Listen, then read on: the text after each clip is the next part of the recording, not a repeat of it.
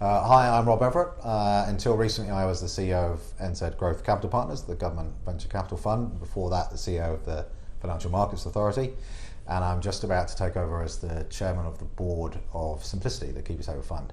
And the topic we're going to talk about today is the difference in governance between a private sector board and a Crown entity board.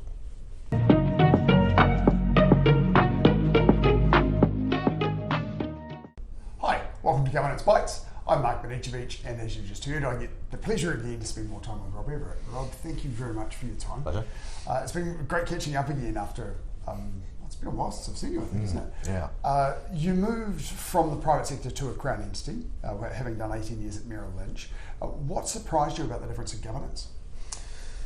Yeah, well, I mean, it is fundamentally very different. In a Crown entity, and it will depend from Crown entity to Crown entity. You know, they're all created equal. Typically, your mandate, what you're there to do, and the powers you've got to do it, and the funding you've got to do it, are much more set in a Crown entity, and you have to stay within those boundaries. Whereas in the private sector, you know, at Merrill Lynch, to a certain extent, you know, you had a lot more freedom to devise business strategies and make really quite significant decisions for the business, you know, without interference, if you like, from the board or external stakeholders. So in a Crown entity, you have to be very conscious at all times of what is our mandate, and if that's set out clearly in statute, as it was for the FMA, which was new, that's really helpful, because it gives you a really good sense of what are you there to do and what are you not there to do. Some Crown entities or some government-owned companies have far less clear mandates, and the challenge in those sorts of organisations is working out where are your boundaries, so that what you don't do is spend a year devising a strategy and implementing it only to be told by somebody, actually, you're not supposed to be doing that. Either no one is supposed to be doing that, or the outfit over there that no one ever told you existed is doing that. So it's mandate. You know, the real difference is you've got a much more constrained mandate and set of powers, and generally in the private sector you are constrained by what the markets will allow you to do. But actually, if you want to pivot from building cars to, you know, building iPhones, you know, you can do that. There's no one saying you can't. You just have to get the shareholders on board. Right. One of the interesting things about Crown entities is that technically you report to a board of directors. You also have this conversation with the minister. The minister's role is really important. How do the accountabilities to ministers and the public compare with accountabilities to shareholders or the private sector? Yeah, well, my experience is, you know, much more visibly and much more painfully, if I can use that expression, in that you never feel at any point as a CEO or board member of a Crown entity, you know, anything but the relentless gaze of your monitoring department and your minister, or you certainly should feel like that. Whereas, you know, my experience in the private sector was, yes, the shareholders cared about your share price, but particularly in a US investment bank, they didn't seem to care about pretty much anything else. So you had a lot of freedom. Whereas on a Crown entity board, you know, you are there at the behest of the minister. You are there to serve the responsible minister, and you can never forget it. And so that does change behaviours, and your willingness to do stuff that might be a bit esoteric is definitely conditioned. Yes, yeah. Well, one of the challenges as well with a Crown entity is that ministers come and go, and political agenda come and go. So in a Crown entity, what are the challenges in balancing that political direction with independent governance? Yeah, I mean, I did 8 years at the FMA, and I think we had 5 commerce ministers in that time. I did 3 years at NZGCP, and we had 4 ministers in that time. You know, the 3-year electoral cycle is a thing of madness. And then you're having government reshuffles, you know, on quite a constant basis. So your ability to be confident that the direction that you have been pursuing, which is often very much driven by the minister, is going to survive the next minister, you know, is really challenging. You know, and quite often, if you're a small organisation like NZGCP was, you know, getting into your minister is a real challenge. So you spend a lot of time at risk of wheel spinning, thinking, are we supposed to be doing what we were doing before? We've had a change of government. Do they still want us to be doing what the last lot told us to do? And the advantage the FMA had was you had a statute, you were independent. Yes, the minister had influence, but it was pretty clear what you needed to be doing, and that didn't change. Yes. Whereas for a non-statutory entity, a government-owned company like NZGCP, you did not have that certainty of direction, and it made your need for direction and clarity from your minister or your monitoring agency an all-consuming topic. And when you couldn't get that clarity, you had to decide, do I just not do anything, and then everything grinds to a halt? Very demotivating experience. Or do we push the envelope and risk someone saying to us in 6 months' time, what the hell were you doing? We didn't say you could do that. So the views of the minister and the government of the day as to what you are there to do and the sorts of ways you should implement that mandate, they are front of mind for a Crown Entity Board and a Crown Entity CEO at all times. Right. What impact does the board appointment process have on board dynamics and the two types of entities? Yeah, well, at times, and this has ebbed and flowed in my 10, 11 years in the public sector, you see board appointment processes being subverted by political decision making. Whether that's grace and favour appointments or whether a shift in policies is leading to different people being put on the board.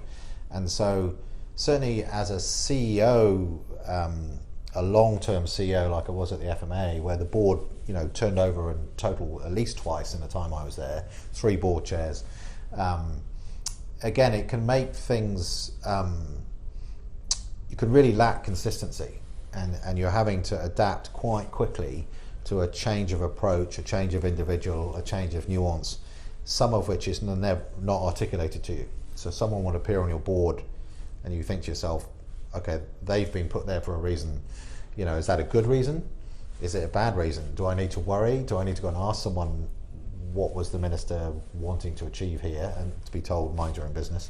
And so, you're in politics. I mean, you're dealing with a political environment, and sometimes it means you aren't as confident as you'd like to be that you fully understand, what the design was for that board appointment. Yeah, right. Because as you say, you've got the direct influence of the minister. A letter of intent and things that comes forward each year. Changing ministers within a government, and then changing governments who come with a completely different agenda. Yeah. And then those ministers being very strongly involved in appointing board members, so influencing the structure of the board as well. And I do think, certainly compared to my experience in the UK with a 5-year electoral cycle.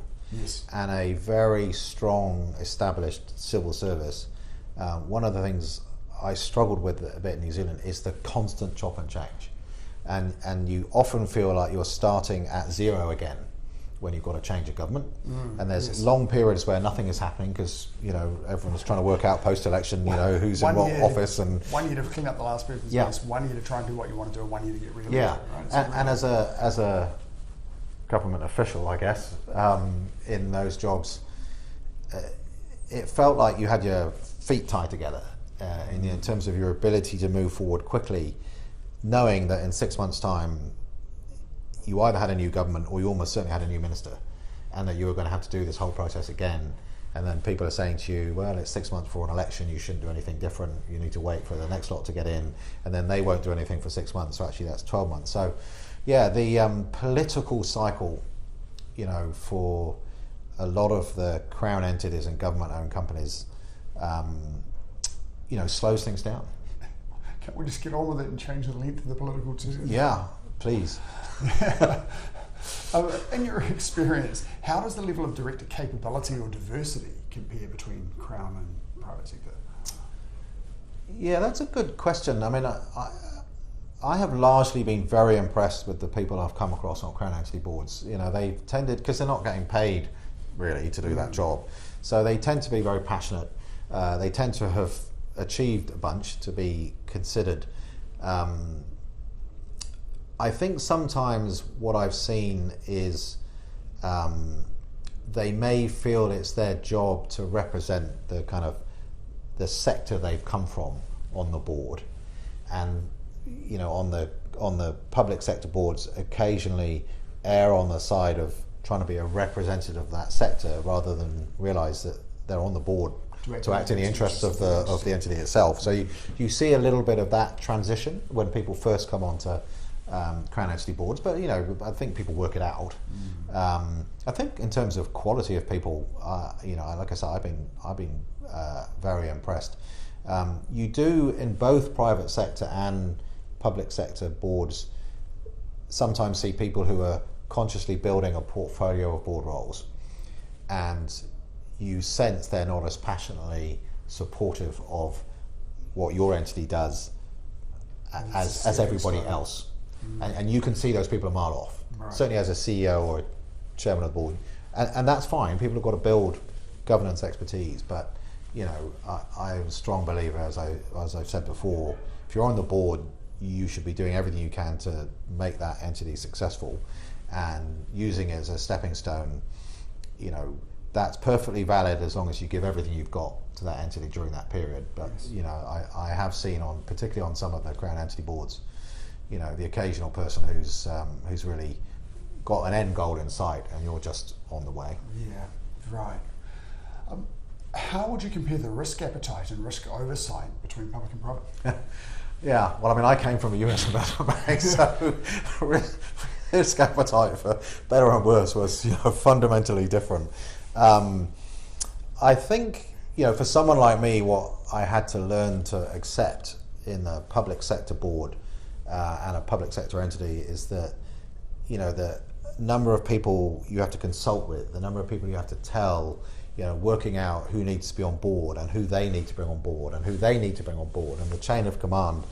Sometimes you're hesitant to suggest anything even remotely radical because you're going to spend so much time getting people on board with it that you think, well, for a quiet life I'll just keep on doing what I'm doing. So I have found, coming from such an extreme autonomous environment such as the US investment bank, to a scenario where you can't change the carpet without 5 meetings at MB and a couple at Treasury, that can test your patience. It's the politest thing I can say, but that's the beast you're in. Yes. It's taxpayer money. You're accountable to everyone you meet on the street and in the supermarket and on the football field. So you just have to transition to an environment where, in order to deliver to that accountability, you don't get the freedom of movement that you would like. Yes. And it is frustrating, and I don't know how people who've done those roles all of their career cope. Certainly for me, I thoroughly enjoyed that sense of we're here for the taxpayer, we're here to deliver value for all New Zealanders, but the pace of your ability to change things can be intensely frustrating. Yeah, I understand the low risk appetite, being so risk averse. I remember how the media spotlight, you're always in the media spotlight. Yeah. And one thing that stood out for me in particular, I remember one year when I was at the FMA when you were CE, and we had a staff conference, and that blew up in the media of how much money was spent. And you think, well, this is just how much it costs, and how important is it for an organisation to bring their team together and learn and celebrate and all these things. Yeah. Every business should do that.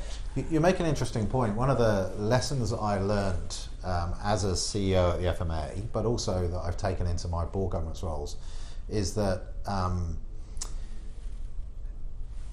you have to take that accountability to the taxpayer incredibly seriously, and it means you're going to be frugal and prudent on things that you wouldn't have done in the private sector. So I fly Jetstar a lot because I feel that that's actually the right thing to do.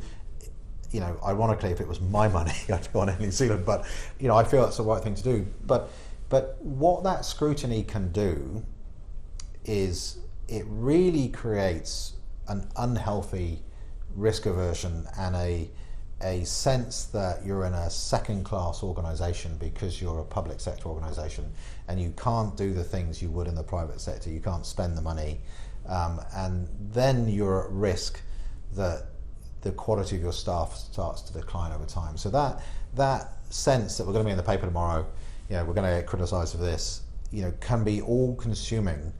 And I had to say to myself and my board at the FMA, we've done, in certain instances, we've done everything we thought was appropriate. And we have to be willing to stand behind that and not change everything just because some journalist has written a headline that makes it look different. Yes. And so as long as we're comfortable we've done what we've done right, some degree of willingness to take criticism needs to be built in. Yes. But you can imagine, everyone's very sensitive to their reputations, everyone's very sensitive to the kind of taxpayer issue. You will sometimes find organisations running for cover and as a result, demotivating their staff when actually they don't feel that they did anything inappropriate. And there is a role here for politicians to stand behind their public sector sometimes. And this is probably going to be a controversial comment, but in the 10 years I've been in New Zealand, my sense is that the politicians are using the public sector a little bit like a political football, rather than thinking through how do I get the best out of my public sector, because it isn't by allowing the media to influence criticism on a daily basis. Yes. And so it's a difficult topic, but I do think in the public sector everyone has been scarred by some newspaper headline that their neighbours have read out to them and their parents have read out to them on the phone, and they feel they haven't got the ability to defend themselves. But it just comes with the territory, and I think, this is my private sector background coming out, that if you feel you've done it right, you have to develop a little bit of a thick skin, and not everybody can do that. Yeah, absolutely. How does the approach to strategy, innovation and compliance differ between the Crown entities? Yeah, I think in line with some of the things I've already said, I think a lot of Crown entities, a lot of government entities, are pretty prescribed, including by statute. So your ability to create new strategy and innovate is actually quite limited. And sometimes board directors forget that. Why aren't we doing this? Why aren't we going after those people? I think of the conversations the FMA, it'd be, well, because we don't have the power to do that. It's not in the mandate. I agree with you. I'd love to be over there slapping those people, but there's a statute got passed by Parliament. Like it or lump it, this is the job. And so I think you can innovate, I think, in how you deliver your strategy, but your ability as a Crown entity board to go and do things that you're not mandated to do, it isn't there, and you have to accept, as for the last answer, you're going to get criticised for not doing things you're not allowed to do. Yes. And in my experience at the FMA the whole time was people, including people deep into the industry who ought to have known better, saying, why aren't you going after these people? And you'd be, well, yeah, it's a good question, but look at the law. The law doesn't give us the power or allow us to go after those people. It's not in the mandate. Let's lobby government to say maybe we should expand our mandate or change our powers so we can go after those people. But if you can't, you can't. And I think that is misunderstood by some people who go on public entity boards. At the FMA I used to put the key provisions of the FMA Act in the board pack every time. Yes. Because I wanted the board to be, oh yeah, that's actually not something we're supposed to be doing. Right. Well, yeah. In my experience as well with the FMA, sometimes you'd have things that would be within the mandate, but you had very limited ability to do anything about it. And financial advisors and the Financial Advisors Act was a key example. Yeah. And the FMA is a really good example where that mandate has expanded over time to do exactly what it's saying. Yeah, and it takes time. Yes. So again, public entity boards, particularly statutory entities, if it's going to require a change in legislation and probably a change in funding, you have to be patient. And in the meantime, you're going to get criticised for not, doing something about that thing over there, and you're kind of, well, what would we do?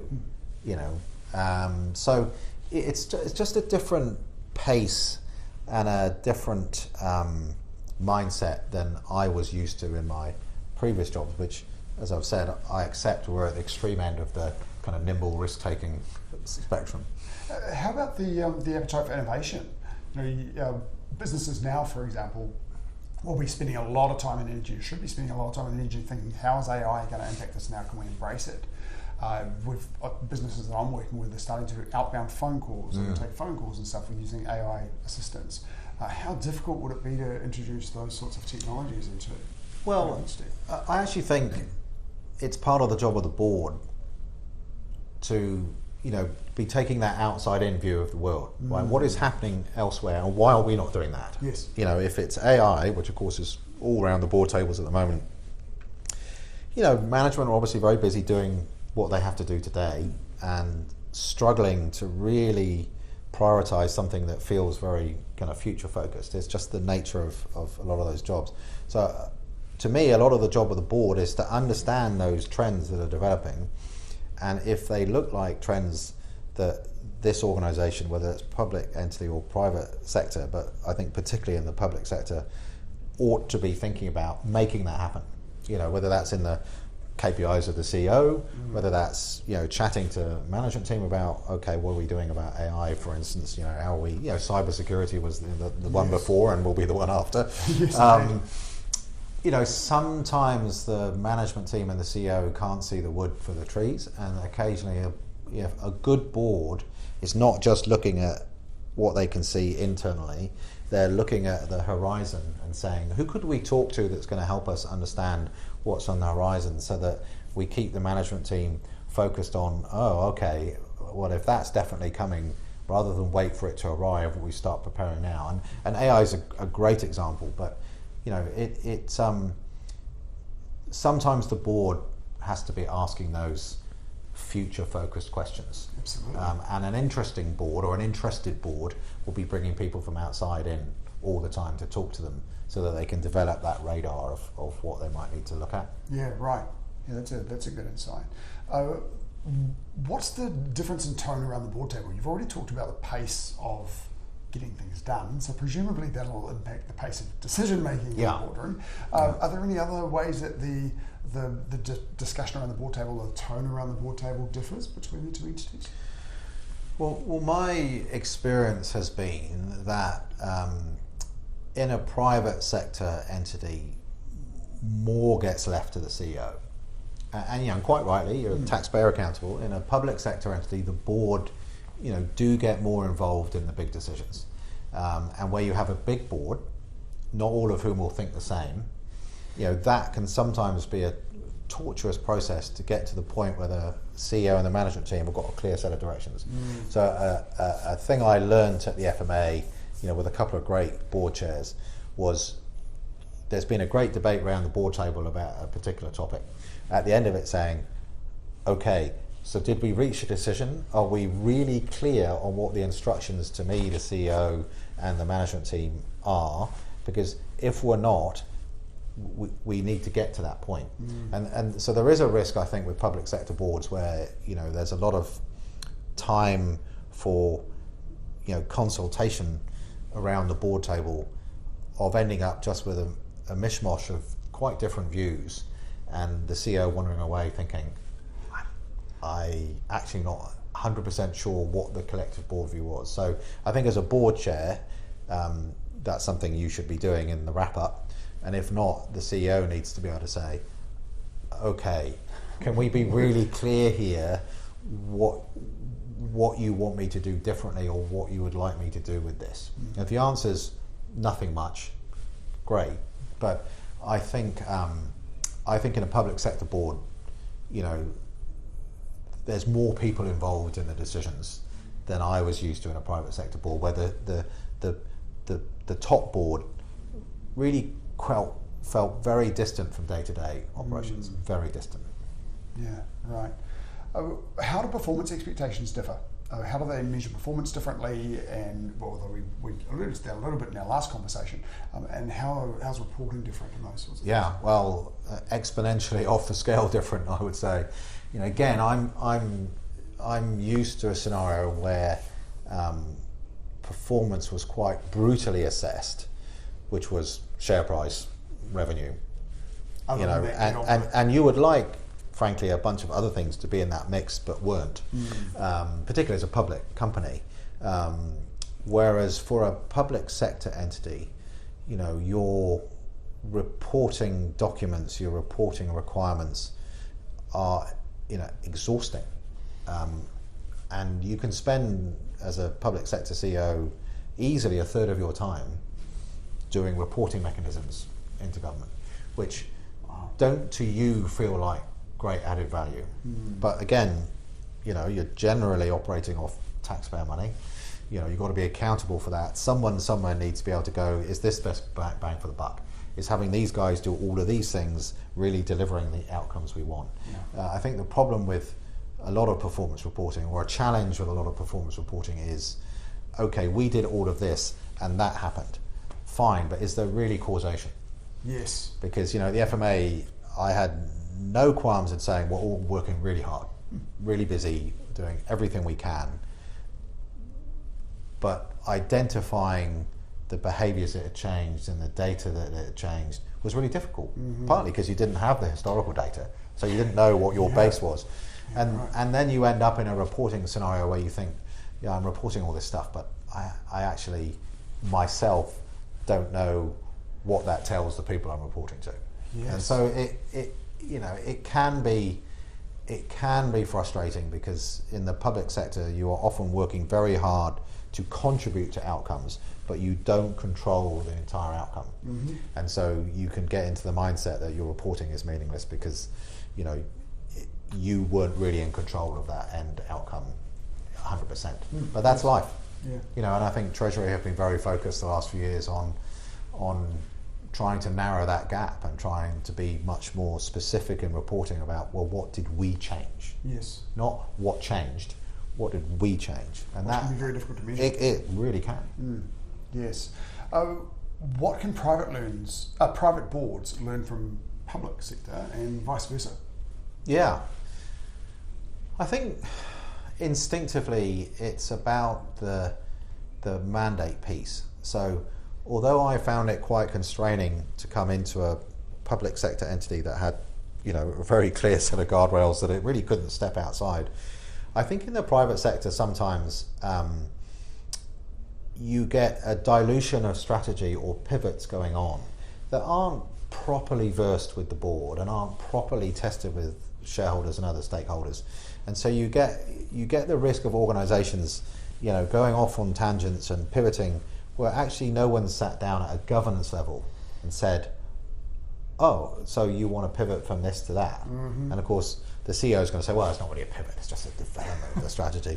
But I certainly felt in the private sector that sometimes you had quite radical changes of direction, and you really wondered who had decided that and who had looked at it that wasn't the person who stood to make all the revenue out of that change. And so I think, even though I found it occasionally frustrating, a clearer sense of what is our company here to do, what are our shareholders expecting, what is the direction we have set for ourselves, and if we're going to change it, do it mindfully. Yes. Don't let it just happen because someone's got a pet project that suddenly ended up taking over the company.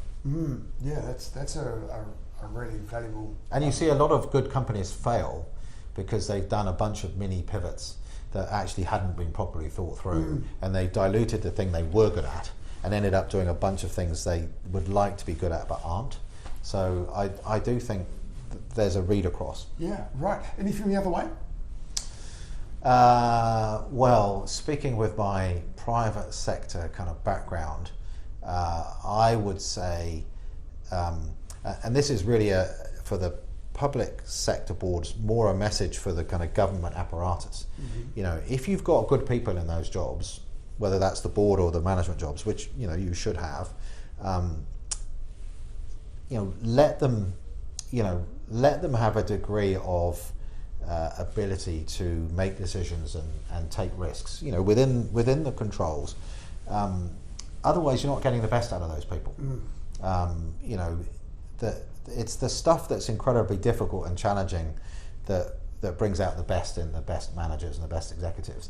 And so, if you want the public sector to perform at the level it needs to perform at, there does need to be room for people to own decisions and take some risk. And that might be reported differently, it might be governed differently, but it should still be happening. And I have seen a retreat from risk in the public sector in the last 10 years, and I don't think it's healthy. Yeah, absolutely. Thank you, Rob. I've got one final question for you. What advice would you give to a new director? Only do it if you clearly see where you're going to add value. So don't take it because you like the sound of it. Don't take the role because it's a great stepping stone. Take the role because you've got a sense of where you can fill a gap or do something the current board can't do, and then constantly reassess that with the board chair and the CE. You know, what can I bring? You know, what value do I add?